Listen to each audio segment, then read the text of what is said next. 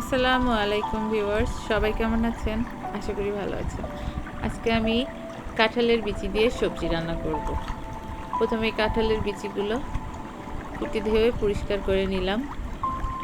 কাঁঠালের বিচির গায়ে যে লাল অংশটা আছে এটা এখন আমরা পরিষ্কার করি না। আগে দেখতাম আমার মা, খালা, নানিরা ঘষে ঘষে পরিষ্কার করে নিত, বাট এটা পরিষ্কার করি না, কারণ এটাতে প্রচুর পরিমাণে আয়রন থাকে, যার ফলে এটা এখন থেকে আমরা খাই।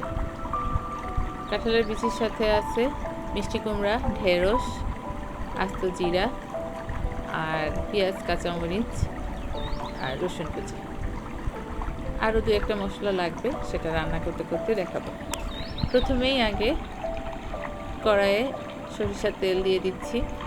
সয়াবিন তেল দিলেও হবে, কোনো সমস্যা নেই।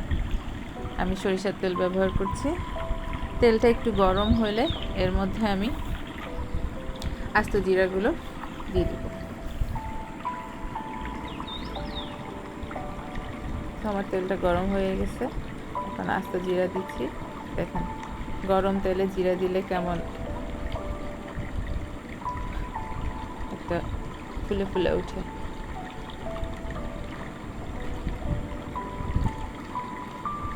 জিরাগুলো ভাজা ভাজা হয়ে যাচ্ছে, এর মধ্যে রসুন কুচি দিয়ে দিলাম, সাথে একটু পেঁয়াজ কুচিও দিয়ে দিলাম।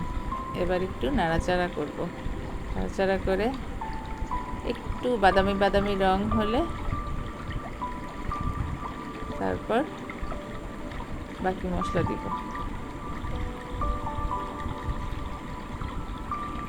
বেশি সময় লাগবে না, 2-1 মিনিটের মধ্যেই এটা বাদামি রং চলে আসছে। এই তো বাদামি বাদামি হয়ে গেছে আমার পেঁয়াজ রসুনগুলা। এবার এর মধ্যে একটু হলুদের গুঁড়া দিচ্ছি,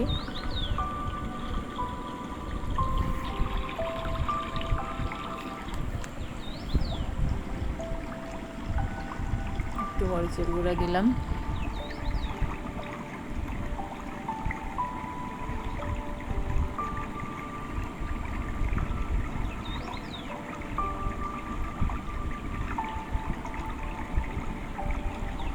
সামান্য একটু জিরার গুঁড়া দিলাম আর একটু ধনিয়ার গুঁড়া।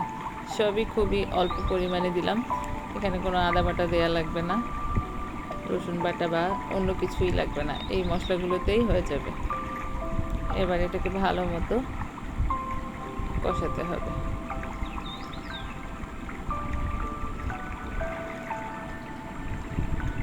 এবার একটু লবণ দিয়ে দিলাম, লবণটা তো দিতে মনেই ছিল না। এবার কাঁচামরিচ কুচিগুলো দিয়ে দিচ্ছি।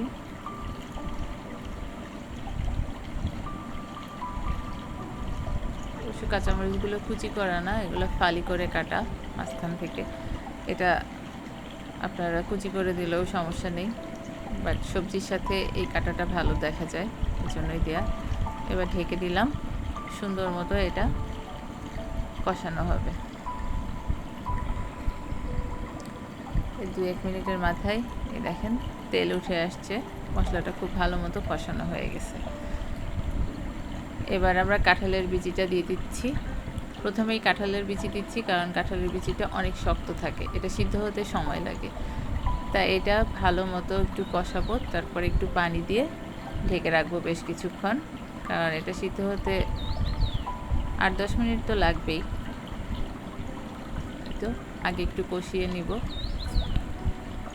তারপরে পানি অ্যাড করে ঢেকে দেব। এই যে পানি দিয়ে ঢেকে দিয়েছিলাম, এখন একটু নেড়ে চেড়ে দেখবো সিদ্ধ হয়েছে কিনা। যদি কাঁঠালের বিচিটা সিদ্ধ হয়ে যায়, এর মধ্যে বাকি সবজিগুলো দিয়ে দিব, কারণ ঢেঁড়সও খুব কম সময়ে সিদ্ধ হয়, মিষ্টি কুমড়াও খুব কম সময়ে সিদ্ধ হবে। এখনও সিদ্ধ হয়নি, আর একটু সময় ঢেকে রাখলাম। এই তো এবার হয়ে গেছে। এবার আমি সবজিগুলো দিয়ে দিলাম। সবজিগুলো দেওয়া হলে এবার একটু নেড়ে চেড়ে মশলাটা সবজির গায়ে লাগিয়ে মিডিয়াম আঁচে ঢেকে রাখবো। এখানে কোনো পানি ব্যবহার করব না আলাদা, কারণ সবজি থেকে পানি বের হবে। তাছাড়া আমার কাঁঠালের বিচিতে তো একটু পানি ছিলই, সো আর পানি দেওয়া লাগবে না। আর এই সবজিটাতে কোনো ঝোল হবে না, একদম মাখা মাখা হবে। সবজিটা ঢেকে দেওয়ার পর মাঝে মাঝে দেখতে হবে যে এটার কী অবস্থা, একটু নেড়ে দিতে হবে, তাহলে বুঝতে পারবেন সবজিটা হচ্ছে কি না। এই তো একটু নেড়ে আবার ঢেকে দিচ্ছি। এটা রান্না করতে কিছুটা সময় লাগবে, খুব বেশি সময়ও লাগবে না। কাঁঠালের বিচি সিদ্ধ হলে আর তারপরে 5-6 মিনিট লাগবে। এই তো দেখেন হয়ে গেছে আমার সবজিটা, একদম মাখা মাখা সবজি। আপনাদের ঘরে যদি একদম গুঁড়া চিংড়ি মাছ থাকে তাহলে এটার সাথে অ্যাড করতে পারেন, খেতে ভালো লাগে। আমার ঘরে ছিল না তাই দিইনি। তবে এই সবজিটা খেতে এত মজা হয় যে আমাদের ঘরের বাচ্চারা সবজি খেতে চায় না, তারপরেও খায়। সবাই সুস্থ থাকবেন, ভালো থাকবেন, বাসায় ট্রাই করবেন। আল্লাহ হাফেজ।